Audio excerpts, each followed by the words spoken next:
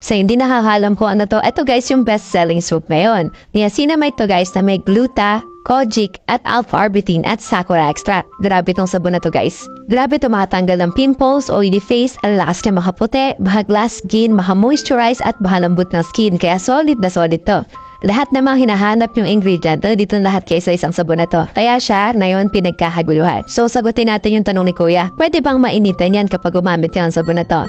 Yes po, okay lang po. Hindi ka mamumula or magkaka-skin irritation kapag ginamit po to. Kaya gustong gusto ko to. Meron siya guys sa Sakura extract na nakakapag-fight ng sun damage. Pero guys, use proper sunscreen pa rin. Bakit? Kasi guys, ang number 1 talaga nakalaban ng skin natin is araw. Kasi guys, kahit anong sabon ang gamitin nyo kapag nagbilat kayo sa araw, sunog talaga kayo. At the same time, hindi siya mahapdi sa balat kapag ginamit nyo to. Meron siya alpha-arbutin na nakakapag-suited ng redness at mga skin irritation. Ayan. Bagay na bagay ito guys sa mga sensitive skin na gustong pumuti, kuminis at magka-glass skin kaya solid na solid to. Sa mga nagtatanong kung nakaka-dry ba to ng balat, hindi po. Meron siyang niacinamide at sakura extract na napakalakas na moisturizer. Times 2 yung moisturizing na to guys kaya hindi ka mamamalat or magkaka-dry na skin dito.